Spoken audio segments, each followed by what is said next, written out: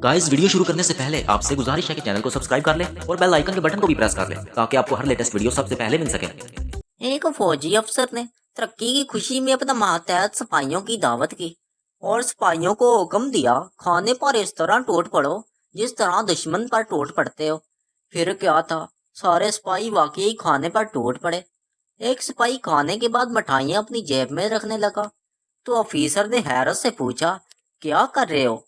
सिपाही ने खालस अंदाज में जवाब दिया, जितनों को मार सका मार लिया, बाकियों को कैदी बना रहा हूँ।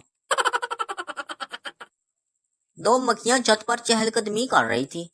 एक ने कहा कहा इंसान कितना बेवकूफ है, कितनी रकम खर्च करके छतें तामीर करवाता है लेकिन चलता फर्श पर है।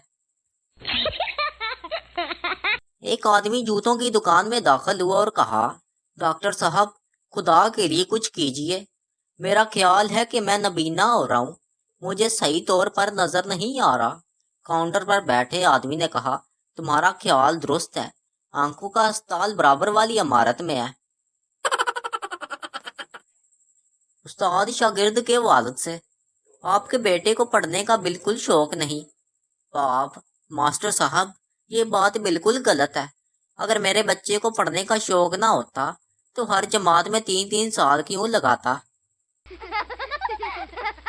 लड़के वाले अपने बेटे के रिश्ते के लिए एक लड़की वालों के घर गए। लड़की वालों ने साफ जवाब दे दिया, हमारी बेटी अभी पढ़ रही है, हम अभी उसकी शादी नहीं कर सकते। लड़के वालों ने कहा, चलो कोई बात नहीं, इस वक्त उसे पढ़ने दो, हम लोग 2 घंटे के बाद आ जाएंगे। एक शख्स ईद पर ससुराल गया। सास ने मुर्गी पकाकर सामने रख दी। दामाद साहब ने हजारा तकलीफ कहा कि इसकी क्या जरूरत थी। सास ने कहा, कोई बात नहीं बेटा, हमने 10 मुर्गियां पाली हुई हैं, हम यूं समझेंगे कि एक मुर्गी को कुत्ता खा गया। जल्द